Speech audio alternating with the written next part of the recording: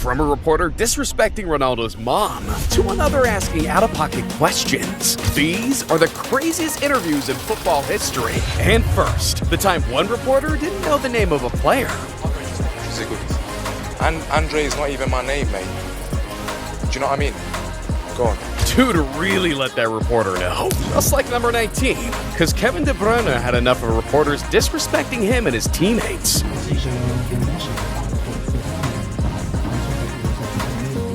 But what is the golden generation? Yours. And you say that France and England and Spain and Germany is not a golden generation? Okay, thank you. Thank you. Bro straight up embarrassed him. But Phil Neville had enough for number 18, because when he was answering a reporter, he completely lost his cool. We won fight. Can I finish speaking? Are you going to interrupt? Can I finish speaking? Okay, because I don't interrupt your question. Okay, so don't interrupt mine. Show some respect. That is not how you should act. And neither is number 17, because one reporter tried everything to get into Ronaldo's head, but instead, this happened. Desde que estoy en España, diz-me un jugador que ha marcado más goles que yo fuera de casa. Uno. No tienes.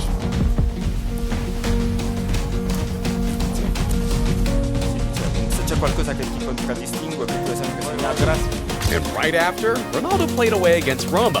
Yeah, this dude does not play around. Number 16 is gonna haunt reporters forever, because they thought it would be a good idea to piss off Jose Mourinho. See, after losing 3-0 against Spurs in the Premier League, one reporter started disrespecting Mourinho, so he decided to humiliate him. And today the players, they left the pitch after losing at home.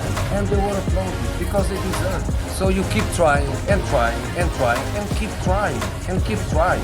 Now just to finish, do you know that what was the result? 3-0. 3-0. You know what this means? 3-0. But also means 3 premierships, and I won more premierships alone than the other 19 managers together. 3 for me and 2 for them. Respect.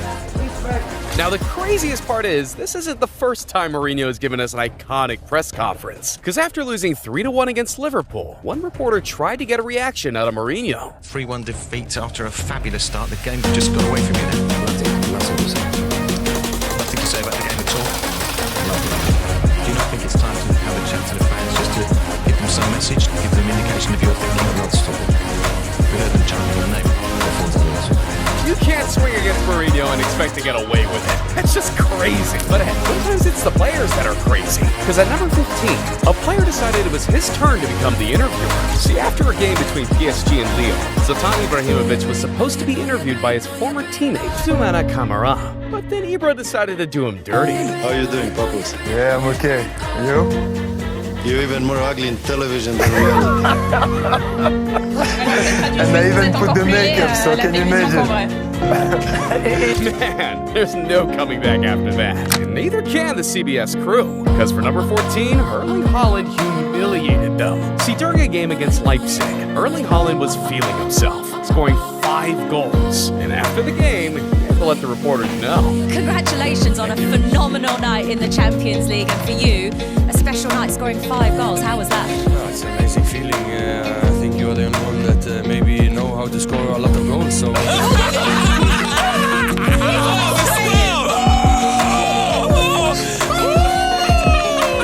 This man is a menace. I mean, he straight up cooked them. Jurgen Klopp was a menace at number 13. He was bamboozled by one reporter. See, before the 2023-24 season, Klopp announced he was going to retire as a football coach. That's when one reporter decided to ask him the dumbest question possible. The terrible player from Sport who works for Liverpool. I retire in the summer. You want me to take him on holiday or what? This man really embarrassed him in front of everyone. And so did Cristiano Ronaldo at number 12. Because he had the strangest interview in Premier League history. See, during his first season with Manchester United, Ronaldo had a hard time with the English language. Yes, Cristiano, how did you enjoy tonight? Yeah, it's a good game. Good performance. Team win. Are you feeling more confident? Okay. Not understand. Are you confident? Gareth. He's looking confident anyway, Gareth. Yeah, he is confident. He's Now eventually he started learning the language, and eventually gave us this iconic moment. Once again, as you say, it's Cristiano Ronaldo, and it's controversy once again. Why is it always the case with you? I don't know why. It's every time against Middlesbrough. For me, it's a penalty. Maybe someone's don't like me, but because maybe I'm too good. I don't know why. Yeah, this man has all the confidence. The talk of the town, and with one team being the only favorite, Spain. And as everyone predicted, they would make it all the way to the finals, where they would face the Netherlands. But that game would be anything but easy for the Spaniards, because not only did the game go to overtime, it forced Real Madrid legend Iker Casillas to make a ridiculous save in the 61st minute.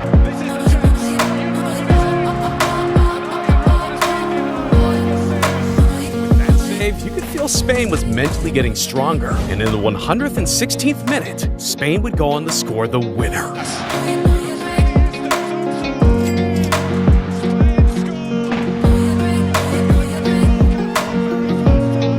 Yeah, this game was an emotional roller coaster for everyone involved. But as luck would have it, it would also give us the wildest interview in FIFA history. No pasa nada. Vamos a hablar un poquito del partido y luego volvemos a los ¿no?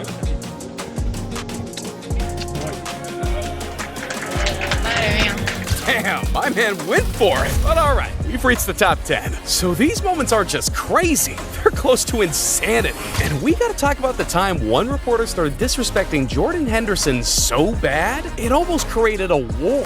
See, after the 2022-23 season, Liverpool and their captain Jordan Henderson decided that after 12 years, it was time to break up. So Jordan did what most players would. He signed to a Saudi team to secure the bag. So after just 6 months in Saudi, Henderson decided to make another switch. See, he wanted to get to Europe, and most importantly, he wanted people to stop thinking he was only trying to play for a quick paycheck. So he went to the Dutch League, where he would be making $90K a week instead of $350K in Saudi. But as the season went on, all hell broke loose, because all the reporters wanted was for Jordan Henderson to drop a stinker. Jordan, was this the worst game of the season since you're here? Maybe your worst performance? We didn't lose. You said we didn't lose, but We lose the wasn't it a poor performance? It wasn't our best performance, but we knew it was going to be a tough game. Overall, you're right, the performance could have been a lot better, should have been better, but like I said, when we don't perform well, you keep going right until the end, and we didn't lose the game. You say you don't perform well. Can I call it a poor performance?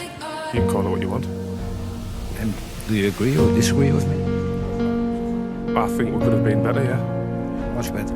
Hold up, this reporter is looking for all the smoke. And so is this reporter at number 9. See, in 2004, Zlatan Ibrahimovic was playing for Ajax, but the country hated the man. Because after playing a friendly game between the Netherlands and Sweden, Zlatan was dribbling the ball when all of a sudden his teammate from Ajax got caught bad. Gezegd, ze moesten elkaar niet. En het dieptepunt van die relatie volgt in een vriendschappelijk interland tussen Zweden en Nederland.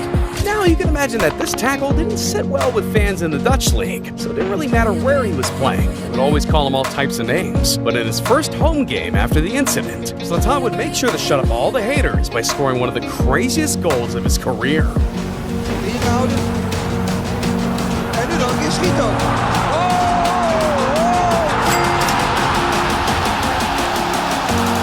Yeah, bro put on such a show and had all the fans in the stadium forget about the incident earlier that week. Well, all except one reporter. I don't like to. Just we put shit. Do you think we make shit instead? Yeah? Well, I first now talk about the game because you played fantastic well. We talk only about because you don't want to talk anymore about the other things. There's no other things. It's solved and it was solved that immediately and yeah. Let's try me one time. There are so many Zlatans. Who is the real Zlatan? It's like there was a twin brother. You played so well today.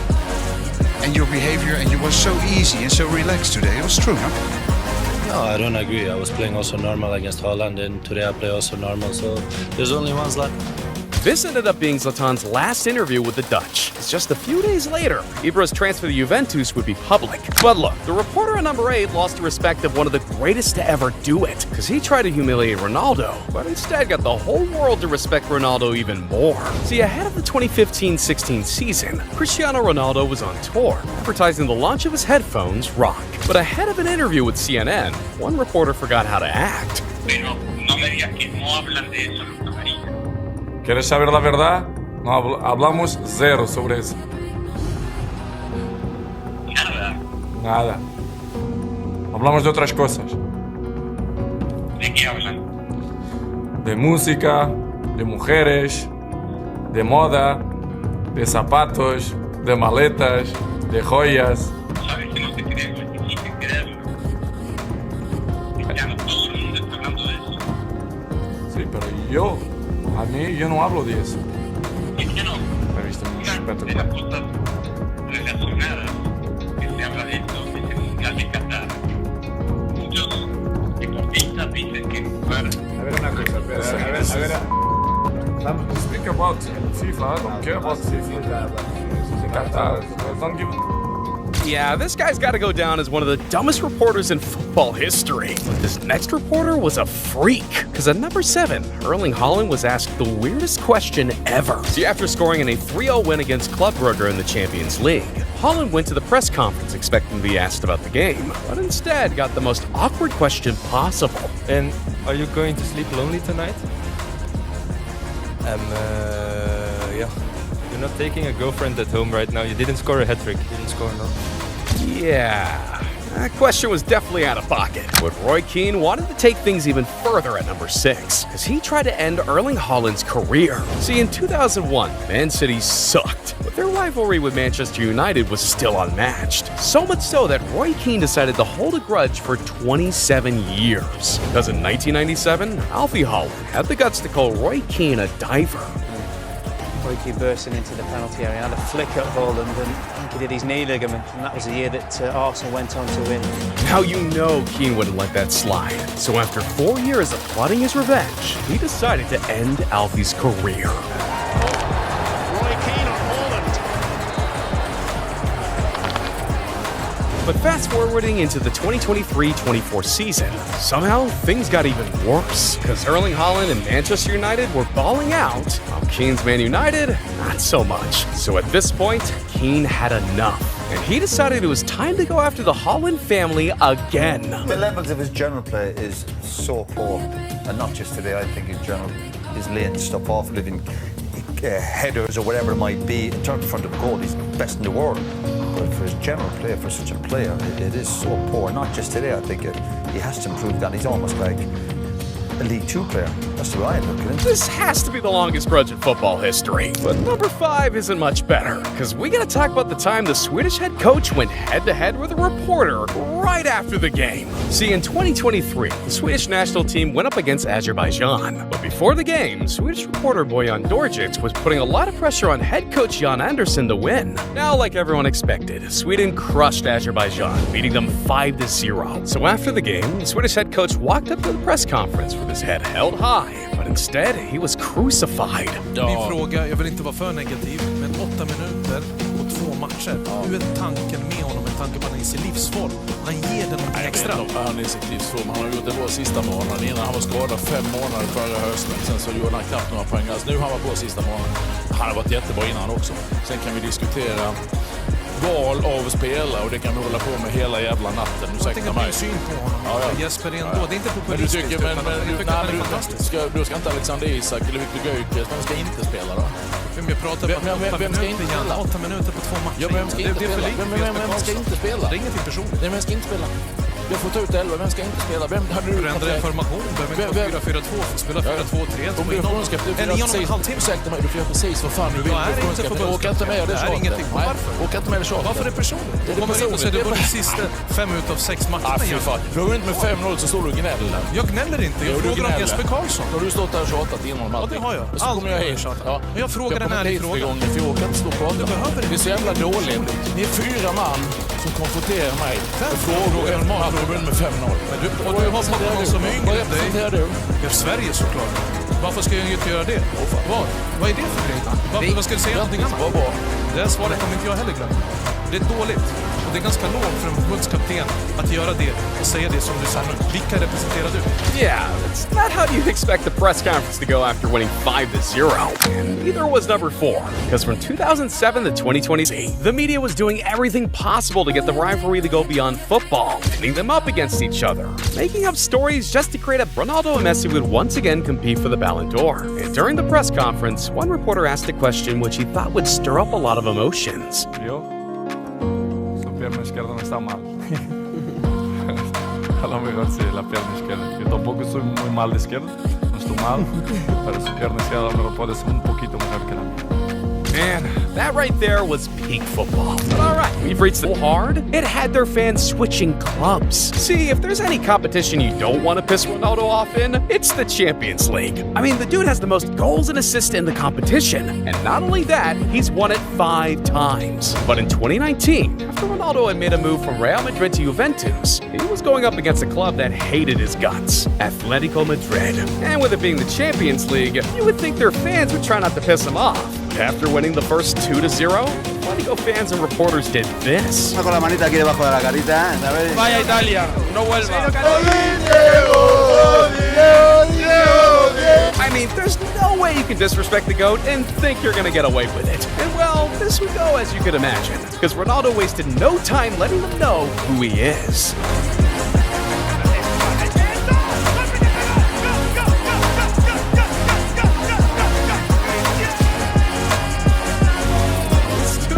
Doesn't miss. What if I told you one player got fined $50,000 for one interview? See, in 2005, the Bundesliga was shocked to its core when they found out that Felix Zweier was running an illegal operation on the side. And yeah, that was just a fancy way of saying this dude was straight up fixing games. The decision? A 6-month ban. So in 2021, when Felix Zweier made some weird calls after Dortmund lost to Bayern Munich, Bellingham did this. Well, for me it wasn't, he's not even looking at the ball and he's fighting to get it and it hits him. I don't even think he's looking at the ball, but you can look at a lot of the decisions in the game. You give a referee that's match fixed before the biggest game in Germany.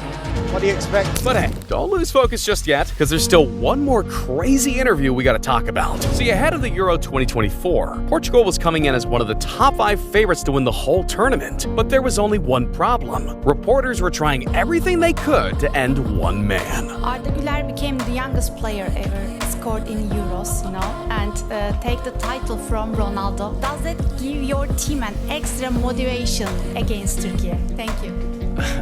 No, we're not. I think we all, people that we love football, we celebrate big moments, and I think that was a big moment. Yeah, no matter who was at the press conference, the questions would always be the same. What do you think about Ronaldo? Eventually, it went so far that one guy tried telling the coach of Portugal how he should actually set up his team. Well, until he was embarrassed. Good evening, coach. Good evening. He's a legend, considered by millions as the greatest of all time, and of course he adds the element of experience to the team. But at his age right now, do you think using Cristiano Ronaldo as a starter for a 90-minute during the whole tournament is very effective, or there is another way in your mind to use him in the coming games? Can I ask you something? Do you know how many minutes Cristiano played last season? With Al Nassr. Then you're answering your question. Yeah. Trying to insult one of the greatest players in football history? It doesn't get much crazier than that. But imagine sitting on the plane, thinking you're signing a new football contract, but instead disappear from the face of the earth, or almost dying in the middle of a game. Yeah, I know it sounds unbelievable, but it's true. I can tell you more about it here, because these are the 10 scariest moments in football history.